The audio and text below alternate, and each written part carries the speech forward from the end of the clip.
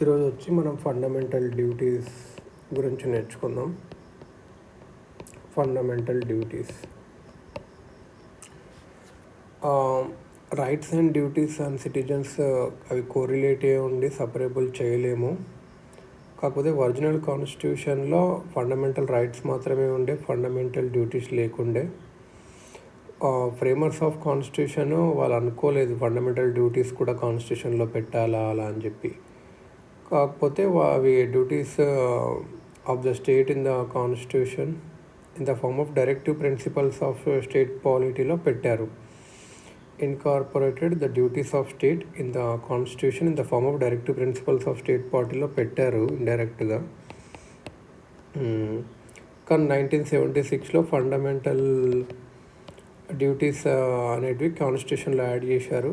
2002లో ఇంకొక fundamental duty add చేశారు. So 1976లో add చేశారు, 2002లో ఇంకొక ఫండమెంటల్ డ్యూటీ యాడ్ చేశారు. ఫండమెంటల్ డ్యూటీస్ అనేటివి ఎక్కడి నుంచి తీసుకున్నాము అంటే యుఎస్ఎస్ఆర్ కాన్స్టిట్యూషన్ నుంచి తీసుకున్నాం. అంటే యునైటెడ్ రష్యన్ ఫెడరేషన్ అట్లా అవన్నీ కలిపి ఉండే. మేజర్ డెమోక్రటిక్ కంట్రీస్ ఉంటాయి కదా, USA, Canada, France, Germany, Australia. ఇక్కడ దేంట్లో స్పెసిఫికల్గా డ్యూటీస్ ఆఫ్ సిటిజన్స్ అని ఏం లేవు. కానీ Japanese constitution only Japan only democratic constitution, మన ఇండియా కాకుండా, which contains a list of duties in citizens ఉన్నాయి. సోషలిస్ట్ కంట్రీస్ ఏమంటే ఈక్వల్ ఇంపార్టెన్స్ ఇచ్చాయి ఫండమెంటల్ రైట్స్కి, డ్యూటీస్కి. So constitution of erstwhile USSR declared that citizens' exercise of their rights and freedom was inseparable from the performance of their duties and their obligations. Rights and freedoms ఉండాలి అంటే కావాలి అలా అంటే duties, obligations కూడా ఉండాలి అని చెప్పి యుఎస్ఎస్ఆర్లో ఉంటుండే. సోషలిస్ట్ కంట్రీస్ అప్పట్లో ఉండేది. జపాన్లో మాత్రమే కాన్స్టిట్యూషన్లో ఉన్నవి, ఇండియాలో యుఎస్ఎస్ఆర్లో ఉంటుండే అప్పట్లో. స్వరాన్ సింగ్ కమిటీ అనేది 1976లో Swaran Singh committee Congress party set up చేసింది. స్వరాన్ సింగ్ కమిటీ రికమెండేషన్స్ చేయడానికి ఫండమెంటల్ డ్యూటీస్గా ఎందుకు need and necessity. Internal emergency 1975 నుంచి 1976 మధ్యలో ఇంటర్నల్ ఎమర్జెన్సీ జరిగింది కదా. సో ఆ టైంలో వీళ్ళు ఫెయిల్ అయ్యారు అన్నట్టు, ఫండమెంటల్ డ్యూటీస్ ఉండాలి అని చెప్పి. ఆ కమిటీ రికమెండ్ చేసింది ఒక సపరేట్ ఫండమెంటల్ చాప్టర్, డ్యూటీస్ ఉన్న చాప్టర్ని కాన్స్టిట్యూషన్లో పెట్టాలని చెప్పి. ఇంకా సిటిజన్స్కి దీని గురించి తెలియాలి, సిటిజన్స్ అనే ఒక రైట్స్ని ఎంజాయ్మెంట్ చేయడమే కాదు డ్యూటీస్ కూడా చేయాలి అని చెప్పి. కాంగ్రెస్ గవర్నమెంట్ సెంటర్లో ఉంటుండే కదా, అది రికమెండేషన్స్ యాక్సెప్ట్ చేసింది స్వరాన్ సింగ్ కమిటీ. ఇంకా 42nd అమెండ్మెంట్ యాక్ట్ తెచ్చింది, కాన్స్టిట్యూషనల్ అమెండ్మెంట్ యాక్ట్ 1976. దీనివల్ల ఏమైందంటే న్యూ పార్ట్ 4A కొత్త పార్ట్ యాడ్ అయింది. ఈ పార్ట్లో ఒక ఆర్టికల్ ఉంటుంది 51A, which for the first time specified 10 fundamental duties చెప్పింది. Ruling Congress party declared non inclusion of fundamental duties in the constitution ఇది historical mistake, framers of constitution మర్చిపోయారు అని చెప్పి అట్లా చెప్పింది అన్నట్టు. So part 4A article 51A 42nd amendment 1976 ద్వారా అయింది అన్నట్టు.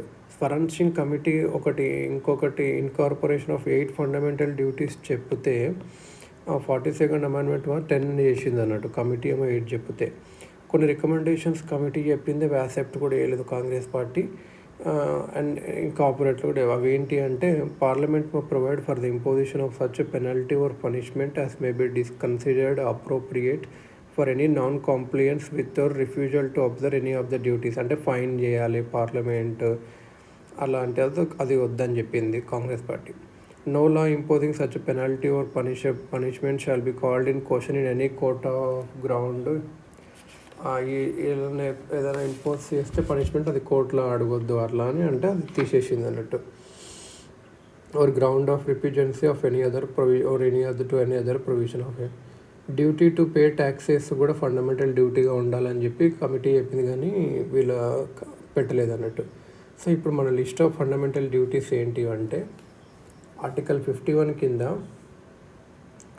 To abide by the constitution and respect its ideals, కాన్స్టిట్యూషన్ని ఫాలో అవ్వాలి, and institutions the national flag, institutions national flag, national anthem, to cherish and follow the noble ideals that inspired the national struggle for freedom.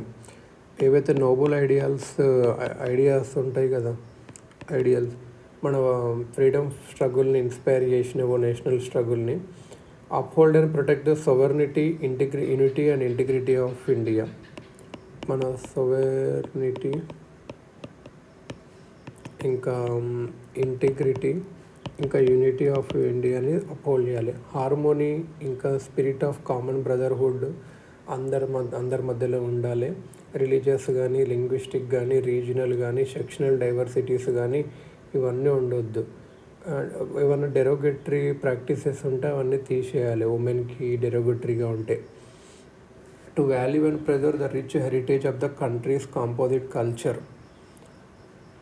మన culture అనే ఒక హెరిటేజ్ని, కల్చర్ని value చేయాలి, కాపాడాలి కూడా. To protect and improve the natural environment including forest, lakes,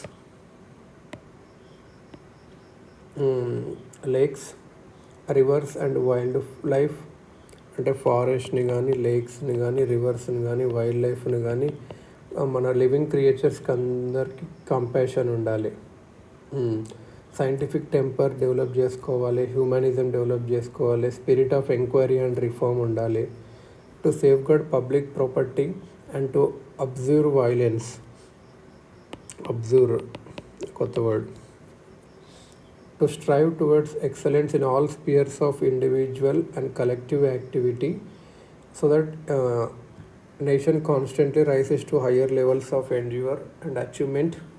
ఇంకా last one ఏంటంటే, to provide opportunities for education to each child ward between age of 6 to 14 years. ఇది ఎప్పుడంటే 2002లో యాడ్ చేశారు, 86th కాన్స్టిట్యూషనల్ అమెండ్మెంట్. ఫస్ట్ ఇదేమో 42 and last ఒక duty మాత్రమే ఇలా add చేశారు. ఎన్ని ఉన్నాయంటే 1 2 3 4 5 6 7 8 9 10 11. సో టోటల్గా 10 ఫండమెంటల్ డ్యూటీస్. ఒక 11th వన్ ఏమో 86th 2002 కాన్స్టిట్యూషనల్ అమెండ్మెంట్ ద్వారా యాడ్ చేశారు.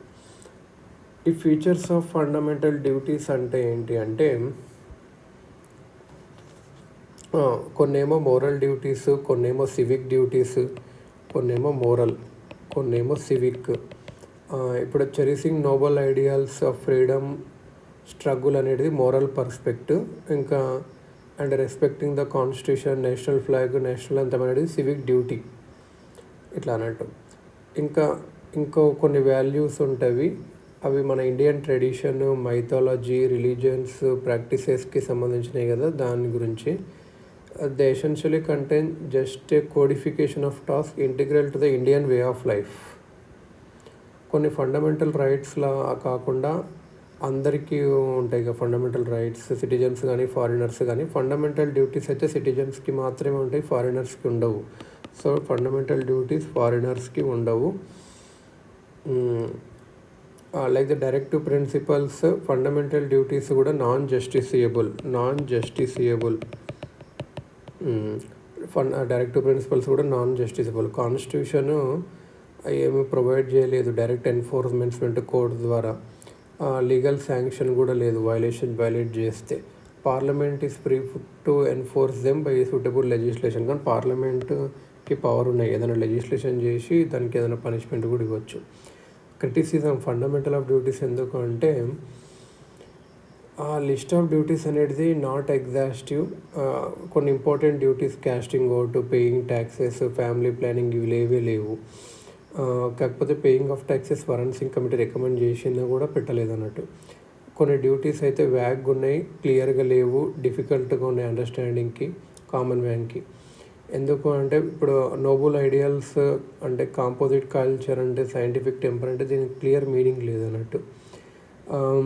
Code of moral precepts due to అసలు ఇవన్నీ జస్ట్ మోరల్ పర్స్పెక్ట్సే ఉంటాయి. ఎందుకంటే అసలు జస్టిసేబుల్ లేదు, అంటే మనం తప్పు ఎవరన్నా చేయకపోతే కోర్టులో వేయడానికి లేదన్నట్టు. ఫరెన్సిక్ కమిటీ ఏం చెప్పిందంటే పెనాల్టీ ఉంటే బాగుంటుంది అని కూడా చెప్పింది, కానీ చేయలేదు ఇప్పుడు అవి. కాన్స్టిట్యూషన్ ఉండడం వల్ల అది జస్ట్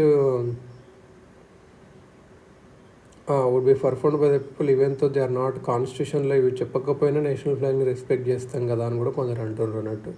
ఫండమెంటల్ డ్యూటీ దానివల్ల ఏమైందంటే వాళ్ళ వాల్యూ ఫండమెంటల్ రైట్స్కి యాడ్ చేసాం, పార్ట్ 4కి యాడ్ చేయడం వల్ల ఏంటంటే ఇవి జస్ట్ ఒక దీని అంత ఇంపార్టెన్స్ లేదన్నట్టు.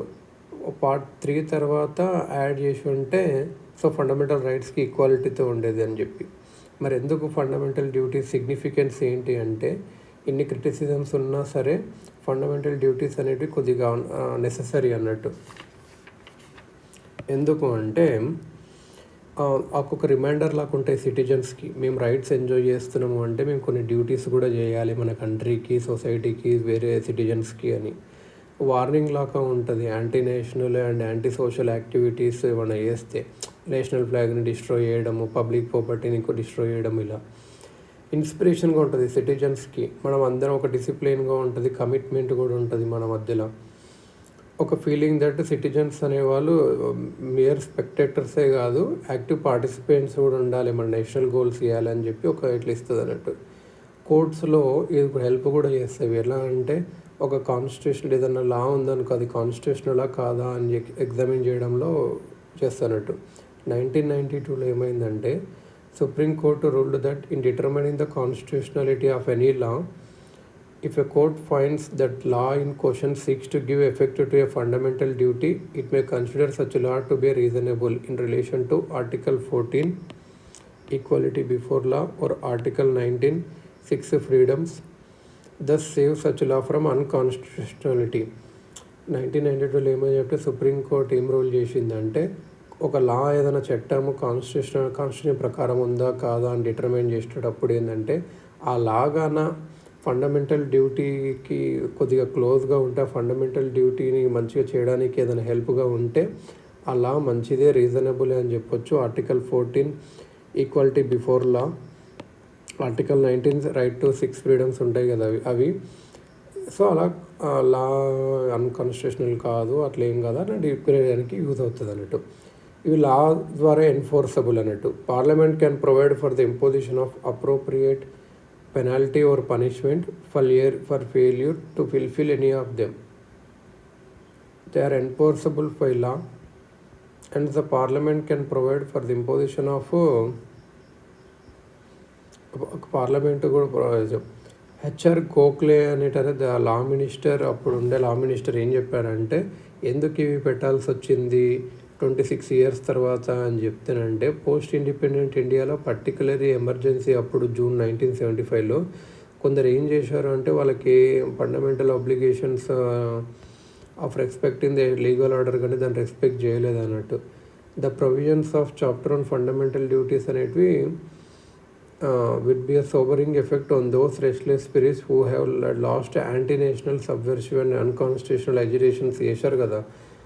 అలా ఇందిరాగాంధీ ప్రైమ్ మినిస్టర్ అప్పట్లో ఏమని చెప్పింది అంటే ఇన్క్లూజన్ వల్ల డెమోక్రసీ అనేది స్ట్రెంగ్త్ అవుతుంది, moral value of fundamental duties would be not to smoother rights but to establish a democratic balance. అంటే పీపుల్ మీ డ్యూటీ కూడా చేయాలి, రైట్స్ ఎంజాయ్ చేయాలంటే అలా గుర్తుండడానికి. అపోజిషన్ మాత్రం అపోజ్ చేసింది. జనతా గవర్నమెంట్ నెక్స్ట్ వచ్చిన Janata government headed by Morarji Desai ఉండదు కదా పోస్ట్ ఎమర్జెన్సీ తర్వాత, ఈ ఫండమెంటల్ డ్యూటీస్ తీసేయలేదు. సో అప్పుడు నోటబుల్లీ ద న్యూ గవర్నమెంట్ ఏం చేసింది అంటే మేము మెనీ చేంజెస్ ఇంట్రడ్యూస్డ్ ఇన్ అప్పట్లో 42nd అమెండ్మెంట్ ద్వారా ఏవైతే చేంజెస్ తెచ్చినామో అవన్నీ చేంజ్ చేయడానికి ఒక 43rd అమెండ్మెంట్ తెచ్చింది 1977లో Morarji Desai Janata government. 44th amendment ద్వారా కూడా 1978 కదా. కాకపోతే అప్పుడు ఫండమెంటల్ డ్యూటీస్ అయితే వాళ్ళు తీసేయలేదు. తర్వాత ఏంటంటే Verma committee Verma committee fundamental duty 1999లో పెట్టారు. ఏం ఐడెంటిఫై చేసిందంటే existence of legal provisions for the implementation of some of the fundamental duties. Identified the existence of legal provisions for the implementation of some of the fundamental duties identify చేసింది. Prevention of insult to national honour act prevents disrespect to the constitution of India కానీ, national flag కానీ, national anthem. కొన్ని చట్టాలు ఉన్నాయి, legal provisions ఉన్నాయి. ఏంటంటే ద prevention of insults to national honour act, national honour act, prevention of insult to national act 1974 ప్రకారం కాన్స్టిట్యూషన్ని కానీ, నేషనల్ ఫ్లాగ్ కానీ, నేషనల్ అంతంని కానీ డిస్రెస్పెక్ట్ చేస్తే తప్పు. వేరియస్ క్రిమినల్ లాస్ ఉన్నవి in force provided for punishments for encouraging enmity between different sections of people on grounds of language, race, place of birth, religion వల్ల ఏమైనా enmity. Protection of civil rights act 1955 ఏం చేస్తుంది అంటే ఏదైనా caste related, religion related offences ఉంటే దాని ప్రకారం cases చేయొచ్చు. Civil rights, protection of civil rights act 1955 ప్రకారం క్యాస్ట్కి సంబంధించింది కానీ, రిలీజన్కి సంబంధించింది కానీ, కులం, మతం. ఐపీసీ ఏం చెప్తుంది అంటే declares the imputations and assertions prejudicial to national integration as punishable. National ఇంటిగ్రేషన్కి ఏమన్నా లోటు కలిగిస్తే అది punishable. UAPA act, unlawful activities prevention act 1976 ప్రకారం కూడా కమ్యూనల్ ఆర్గనైజేషన్ని అన్లాఫుల్ అసోసియేషన్గా డిక్లేర్ చేయొచ్చు. ఊపా చట్టం, unlawful activities prevention act. Representation of people act, representation of people act provides for the disqualification of members of parliament or state legislatures for indulging in a corrupt practices that is సొలిసిటైజింగ్ votes on ground of religion కానీ, promoting enmity చేస్తే కానీ, different sections of people, caste, religion, language, caste, race, language, religion and so on చేస్తే కూడా కేసులు చేయొచ్చు. Wild life protection act 1972 ప్రకారం rare and endangered species trade చేయకూడదు. Forest conservation act 1980 ప్రకారం డిఫారెస్ట్రేషన్ చేయొద్దు. Diversion of forest land for non forest పర్పసెస్కి చేయొద్దు. ఇది అన్నట్టు.